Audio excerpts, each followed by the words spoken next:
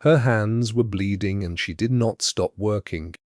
The fence post would not sit right in the frozen ground, and the ranch hands lined up behind the hiring rail were laughing about it, laughing the way men laugh when they have already decided a thing is finished before it has begun. And Liesl Brandt drove the post iron down one more time, and one more time after that, until the hole was deep enough and true. And only then did she look up at the foreman who had told her, not unkindly but not kindly either, that a girl fresh off the immigrant train had no business asking for a full season's wage. She did not argue. She never argued. She said, in the flat, careful English she had built plank by plank the way she was now building a fence, "Then hire me for one fence. If it does not hold by spring, you owe me nothing." The foreman had laughed, and the man standing behind him, tall and silent, and looking at her the way a man looks at a debt he does not want to owe, had not laughed at all. He had simply said, "Take her out to the north pasture, Silas. See if she means it." And that was how it started, with a woman half frozen and entirely alone in a territory that had not asked for her, agreeing to mend a quarter-mile of broken rail fence for a rancher who could not yet say her name right, Tonty Enk, in exchange for a roof and a wage and one single chance to prove that a fence built by her hands would still be standing when everyone had stopped watching. If you've ever been the one nobody thought would last the winter, if you've ever built something out of nothing but stubbornness and a promise nobody believed, stay with this one to the end, because it does not go where you think it goes, and if it moves you even a little, tell me in the comments where you're watching from tonight, and subscribe, because there is a whole world of stories like this one waiting for you, and this, more than any of them, is the one about a girl who came to mend a fence and stayed to build a kingdom. The Calder Ranch sat in a fold of the Wyoming Territory, where the wind came down off the mountains with nothing to slow it, a spread of 1,100 acres that had once been the finest cattle operation for 60 miles, and was now, in the third winter since Hannah Calder had died of the fever. A house, with its shutters hanging crooked, and a barn with its roof half open to the sky. Thomas Calder had built that ranch with his own 2 hands and his wife's steady head for numbers, and when she went into the ground he had gone somewhere with her that no living person could follow, and the 4 children left behind had been raising themselves and each other in the wreckage of his grief for 2 years running. Liesl did not know any of this when she climbed up onto the wagon bench beside old Silas that first morning.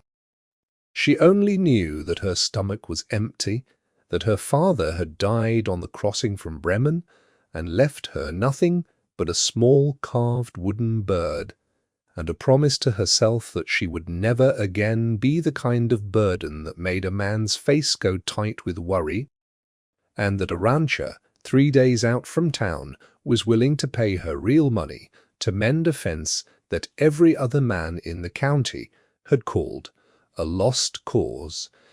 She had a private rule. 1. She had built the way she built everything, out of necessity and repetition, until it became bone. She did not cry where anyone could see her. She did not ask for 1 ounce more than what was owed to her. And when praise came looking for her, she handed it to someone else before it could find purchase. Because praise made people watch you, and being watched, in her experience, was how you ended up alone, on a dock, in a strange country, with a dead father and a paper ticket nobody would honor. The children met her on the porch, the way a besieged fort meets an approaching stranger. Ruth, the eldest at 13, stood in front of the other 3 with a wooden spoon still in her hand and flour on her sleeve, because she had been trying to make bread the way her mother used to, and failing for 2 years. And she looked at Liesl with the particular exhaustion of a child who has been forced to be an adult and resents every single person who gets to still be a child. Jacob, 10, stood with his arms crossed and his jaw set, and he said, before Liesl had even climbed down from the wagon, "We don't need a hired girl. We're doing fine." His voice cracked on, fine, in a way that told Liesl everything she needed to know about how not fine things actually were. Nell, 7, said nothing at all. She stood half behind Ruth's skirt with a scrap of paper and a stub of pencil clutched to her chest, and her eyes were enormous and watchful. And she had not spoken a full sentence out loud since the day of her mother's funeral, though everyone in the house had simply stopped remarking on it. The way you stop remarking on a crack in a ceiling you've decided you can live with. And little Daisy, 4 years old, sat on the bottom step with her thumb in her mouth, murmuring the same 3 words over and over to herself, lilac and butter, lilac and butter, because that was the smell of her mother's hands, and she had built a small ritual of repeating it, constant, worn-down wail of the baby. Sam, not yet 1 year old, who cried almost without pause because the house around him had forgotten how to be soothing. Liesl looked at all of them for a long moment, and then she did not go to the fence first. She went to the baby. She walked past 4 children who did not want her there, and into a kitchen gone grey with neglect, and she picked up Sam from the crate that served as his cradle, and she held him against her shoulder the way her own mother had once held her. She hummed, low and off-key, a Bavarian lullaby that had no words a Wyoming child could understand. And the baby, astonishingly quieted. Ruth watched from the doorway with the wooden spoon still hanging from her hand, and something in her thin shoulders came down half an inch. Not trust, not yet, but the absence for one moment of having to hold everything up alone. Liesl did not say anything about it. She put Sam back down when he slept, and she picked up the axe handle Jacob had left leaning against the woodpile, unfinished, and she split 3 logs clean before she ever mentioned the fence. And Jacob watched her do it, with his arms still crossed, but his jaw a little less set. Because a person who does not need to prove she can work a thing rarely bothers proving it, unless the work is simply there in front of her, needing doing. Thomas Calder came in from the barn near dusk, and he found his kitchen fire lit, his baby asleep, and a strange girl standing at his stove frying salt pork the competence his own dead wife would have recognized, and he stood in the doorway for a long moment with his hat in his hand, not because he was suspicious of her, but because he had forgotten, denterily forgotten, what it felt like to walk into a warm room. He said, "Ma'am," and then stopped, because he did not know her name, and she told him, and he said it wrong, and she corrected him once, gently. He said it right the second time and did not get it wrong again, which was, though neither of them remarked on it, the first small vow he ever made her. The fence took 11 days.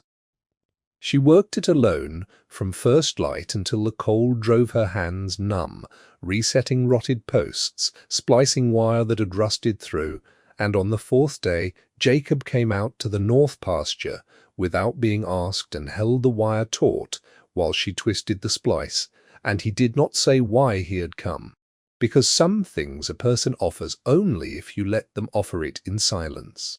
By the 9th day, Ruth had started leaving a plate warm on the stove for when Liesl came in, blue-lipped and stiff, and by the 11th day the fence stood true, every post plumb, every wire humming taut in the wind, better than it had been built the first time, and Thomas Calder walked the length of it with his hand trailing along the top rail. And, at the end of the quarter-mile, he stopped and looked at her and said only, "You're not going anywhere," which was not quite a question and not quite an order, and which Liesl, who had never in her life been told she was staying anywhere, did not know how to answer. So she said nothing and picked up her tools and went in to help Ruth with supper. And that was the first fence. It was not, of course, the last thing she built, and it was not, though nobody yet knew it, the last time the whole family would nearly come apart before it came together stronger. Winter that year did not relent the way winters were supposed to relent once February arrived. It deepened instead, a hard, dry cold that split fence posts and froze the creek to its bed. And in the second week of that deep cold, the herd, some 200 head of colder cattle wintering in the low pasture, began to drift with a storm that came down off the mountains faster than any man could read it.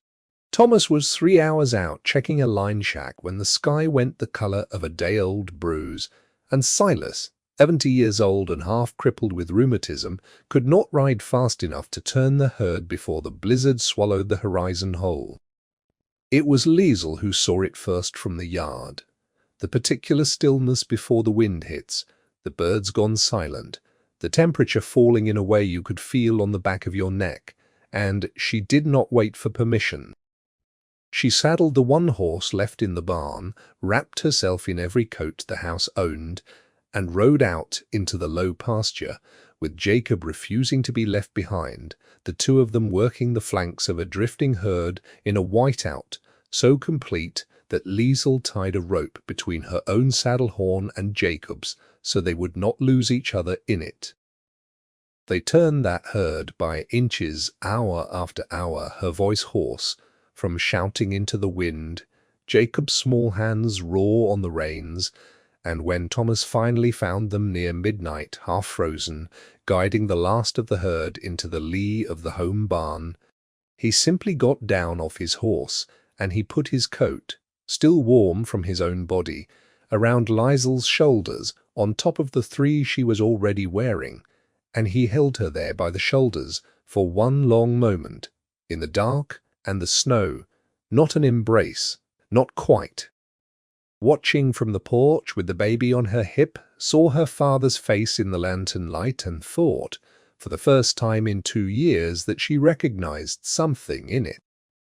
They lost 11 head that storm, out of 200, where every rancher for 50 miles lost a third of their herd or worse, and word of that got around the way word gets around in small places, quietly at first, and then not quietly at all. And that was the first time Eleanor Whitfield's name entered the story in any way that mattered. Eleanor Whitfield ran the town of Larkspur the way other women ran a household, which is to say completely, and through channels nobody could quite point to. She sat on the church charity committee, she organized the harvest social, she decided, more or less by force of personality, which families deserved sympathy and which deserved suspicion. And when she heard that Thomas Calder's herd had come through the worst storm in a decade, she did not hear a story of competence. She heard a story of impropriety, a foreign girl alone in a house with a widower and no chaperone, riding out at night beside him, and she began, in the careful, deniable way of a woman who has never once raised her voice to do damage, to talk. She talked to the minister's wife. She talked to the women at the dry goods counter. She talked eventually to Aldous Pruitt, who held the note on the Calder Ranch at the Territorial Bank, and who had, for 2 years, watched Thomas Calder's operation limp along just well enough to keep paying interest and not well enough to ever pay down the principal, and who had, quietly, been waiting for a reason. The reason Eleanor Whitfield handed him was this: a rancher whose household had fallen into such disorder and disgrace that a foreign woman of no known family was effectively running his home and riding unchaperoned across his land, was, in the language bankers use when they mean something else entirely, a risk. Pruitt did not call the note due outright. He was too careful a man for that. He simply began, over the following weeks, to make it known that renewal of the loan in the spring was no longer a certainty, and that certain considerations, the state of the household, the presence of the girl, a demonstration of order and respectability, would weigh on his decision, and Thomas Calder, who had never in his life known how to fight a battle that wasn't fought with his hands, went grey and silent under the weight of it, because he understood better than anyone that losing the ranch meant losing the last thing that connected his children to their mother's memory. Liesl heard about the talk before Thomas ever told her, because women like Ruth hear things at church that men do not. And Ruth came home one Sunday with her face white and furious, and told Liesl everything in the barn where her father would not hear. The rule underneath the rule, never let them see it land. That night she sat on the porch step long after the house had gone dark, turning the small carved wooden bird her father had given her over and over in her hands, the one thing she had carried the whole way from Bremen, its wings worn smooth from years of exactly this, and the ticket that would not be honored, and the particular kind of fury that comes from watching people who have never once gone hungry decide, from a position of total safety, who deserves to be afraid. She did not go to Eleanor Whitfield's house to argue with her. That was not her way. Instead, she went to work because work was the only language she had ever found that could not be talked over, misquoted, or turned into gossip. She began keeping the ranch's books herself in the evenings, having learned figures from her father, a clockmaker back in Bremen who had taught her sums before he taught her the alphabet, and she found within a week 3 separate errors of overcharge in the accounts Pruitt's bank had been keeping against the Calder note, errors that, corrected, put the ranch nearly $40 better off than the bank's own ledger claimed. She did not confront Pruitt with this alone. She brought it instead to Doc Hendricks, the only man in Larkspur whose good opinion could not be bought or gossiped out of him, a widower himself who had delivered half the county and buried the other half and had no patience left in his life for cruelty dressed up as concern. Doc Hendricks looked over her figures at his kitchen table with his spectacles low on his nose, and he said, "Girl, where'd you learn to read a ledger like a lawyer reads a will?"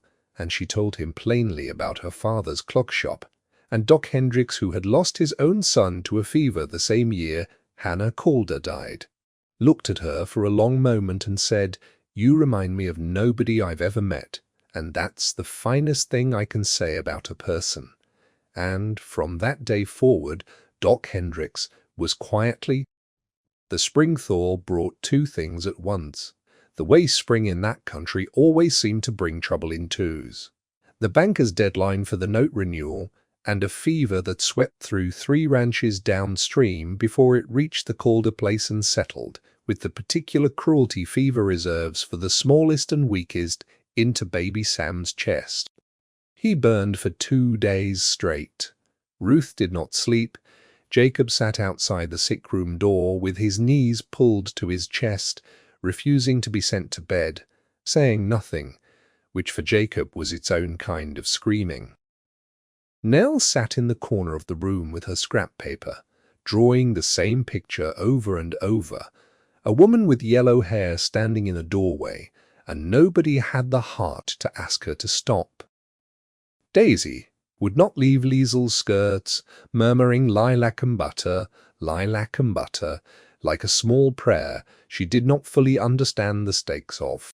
Thomas Calder, a man who had stood dry-eyed through his wife's burial because he believed a father was not permitted to break in front of his children, sat by the crib on the second night with his big hands hanging useless between his knees.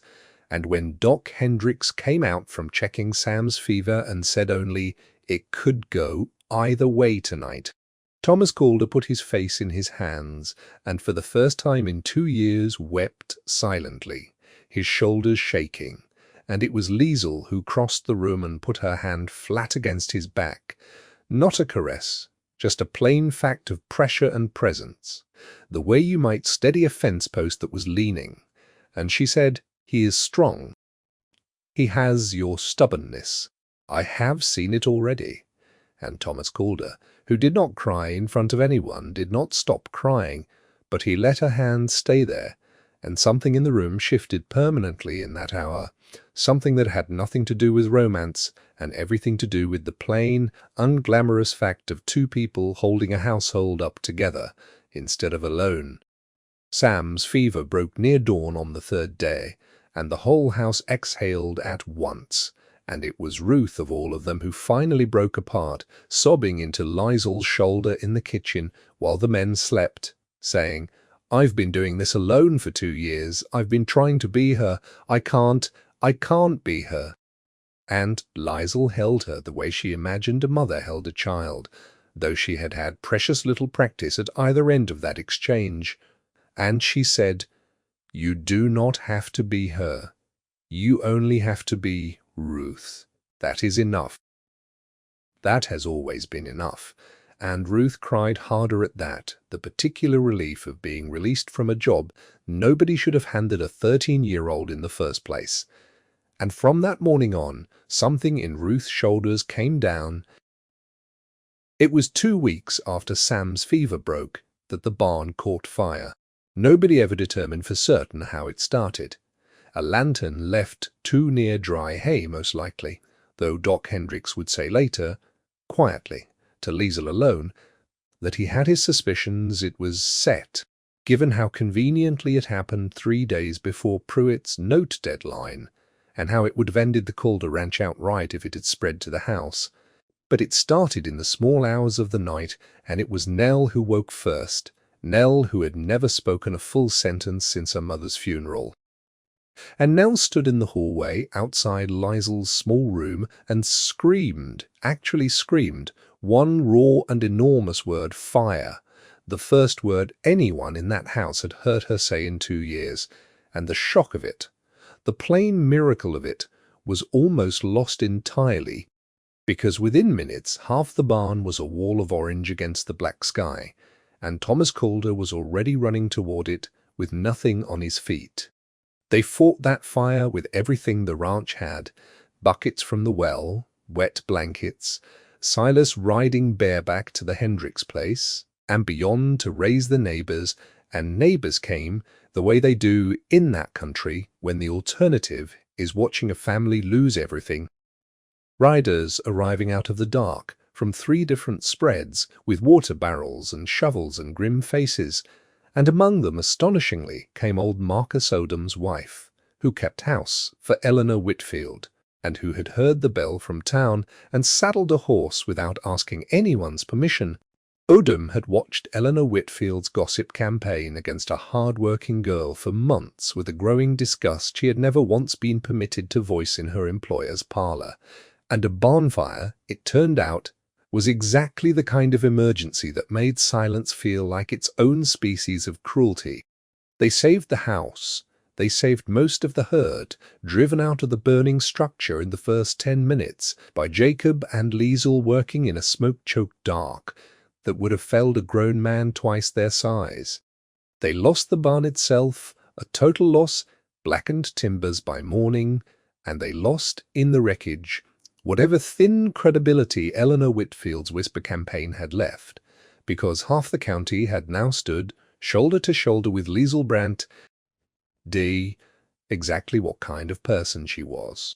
Thomas Calder stood in the grey dawn light, looking at the smoking ruin of the barn he had built with his own hands the same year he married Hannah, and, for a moment, his face went the particular slack color of a man watching the last of something end, and Liesel, filthy with soot, her hands blistered, "We will build it back, bigger." I have seen how the wind moves through this valley for 3 seasons now. We will set the doors to face south this time, out of the worst of it, and Thomas Calder looked at her, soot-streaked and exhausted and entirely undefeated, standing in the ashes of his life's work, already drawing the next one in her mind, and something in his chest that had been sealed shut for 2 years came loose, not all at once, but the way ice comes loose from a riverbank in spring, in one long, groaning crack that means the whole thing is about to move.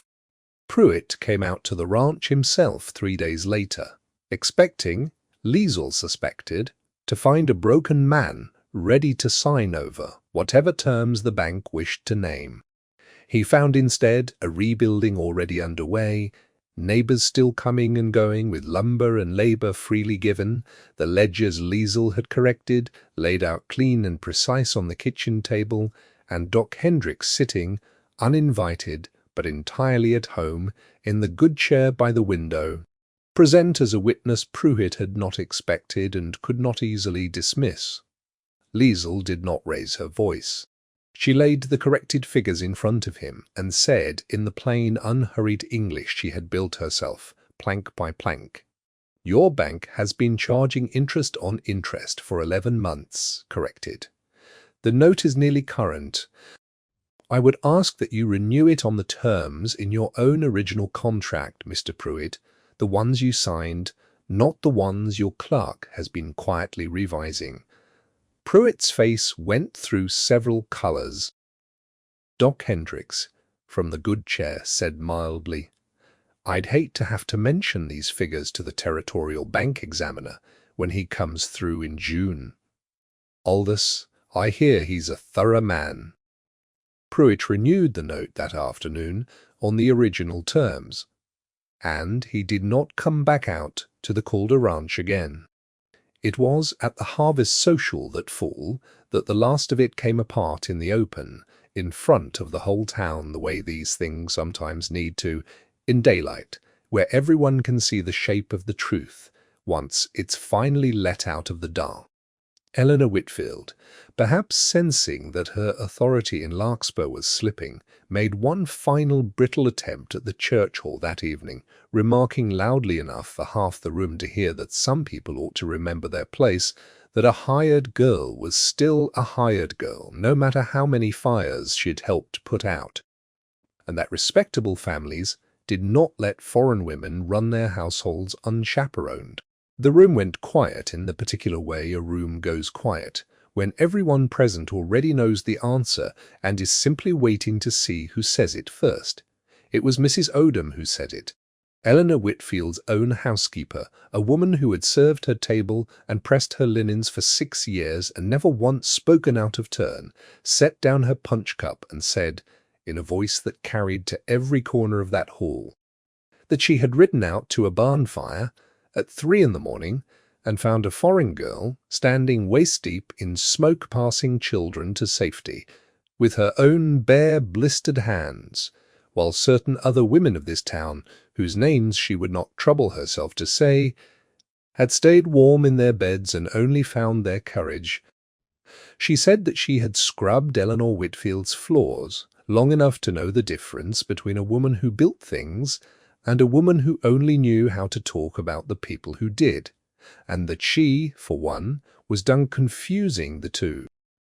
Doc Hendricks stood next and said he'd stake his medical reputation, such as it was, on Liesel Brandt's character against anyone's in the county, and that he'd seen her sit up 3 nights running with a sick child that wasn't hers by blood.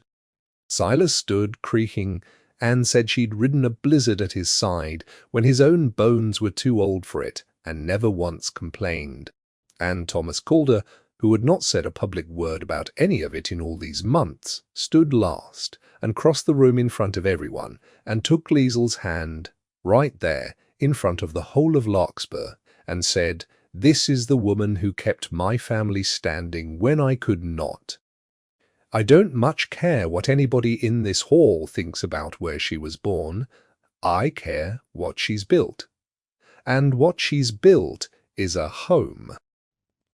Eleanor Whitfield left the harvest social early that evening, and though she remained in Larkspur for some years afterward, she was never again quite so certain, in public, of whose place was whose. It was on the porch, some weeks later, in the particular blue hour, when the black window goes grey and the last of the crickets give way to the first birds, that Thomas finally said the rest of what that hand-taking had promised. He was not a man who found words easily, and he began the way he always began the hard sentences, by starting and stopping. "Liesel, I want to say I've been trying to find the words for," and stopped the way he always stopped, right before the vulnerable part. And Liesel, who had learned by now every shape of his silences, said gently, "You do that." You start the true sentence and then you leave before the end of it, like you are afraid the words will cost you something. Thomas looked at her for a long moment, and something in his face cracked open the rest of the way, the last piece of ice coming off the riverbank, and he said, "They do cost something. Everything I've ever said true has cost me, Hannah. This ranch. Near enough. I stopped saying true things because every time I did, I lost something." "And now?" she asked. "Now I think I have been losing more by not saying them," he said. And then he said the rest of it plainly, the way she had taught the whole household to say hard things plainly, that he loved her, that his children loved her, that the ranch was more hers than his by now, in every way that mattered, except the deed, and that he was asking her, if she would have it, to make that true on paper as well as in fact. Liesl Brandt, who had built a private rule out of never asking for more than the minimum owed her, who had spent a lifetime handing credit away before it could land on her and mark her as someone worth watching, sat very still for a moment with her father's carved wooden bird warm in her palm, and she said, "I came to mend a fence." "You mended more than a fence," Thomas said. "You mended us."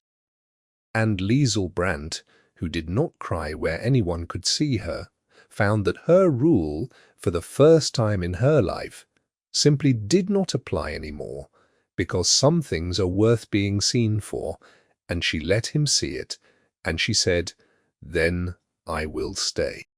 Not because you are asking, because I already have." They were married in the spring, in the shade of the rebuilt barn, its doors turned wisely to the south, with the whole valley in attendance, Doc Hendricks giving her away, because there was no other man left to do it, and because he had, by then, come to think of her as something very near a daughter.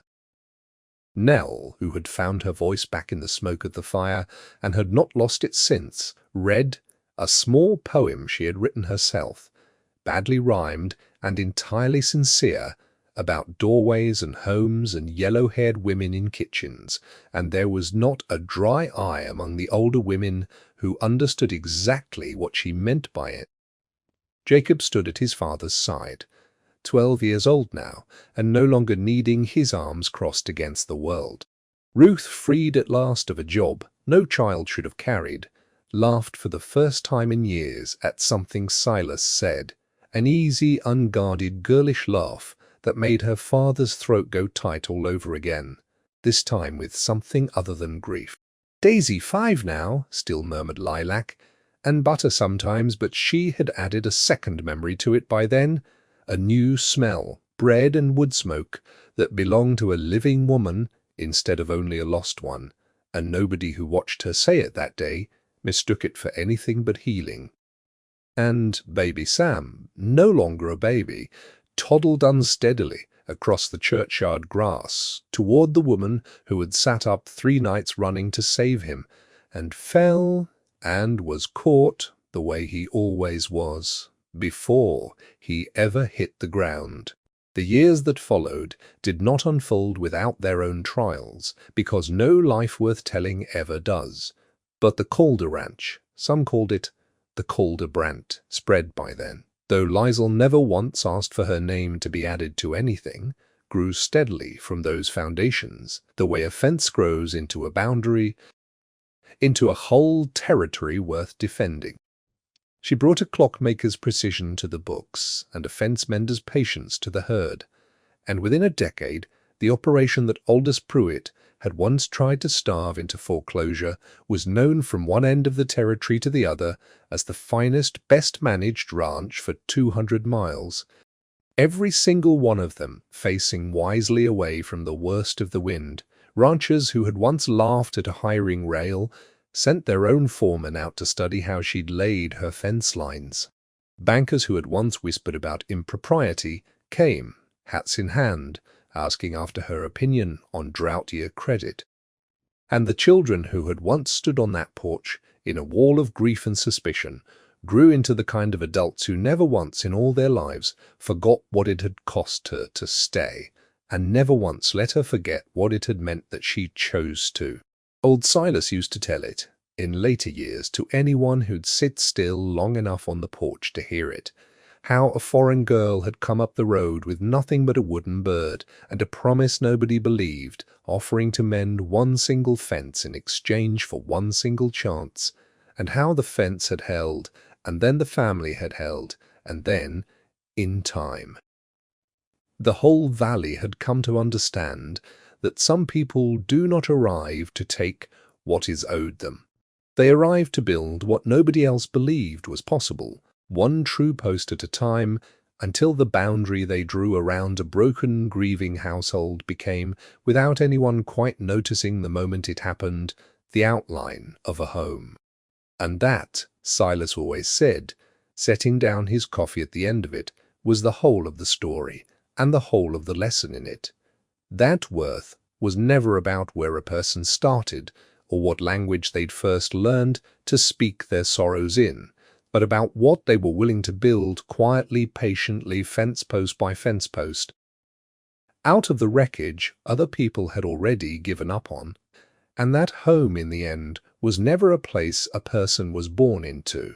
It was a thing a person built and chose and mended again and again, for as long as it took to make it hold.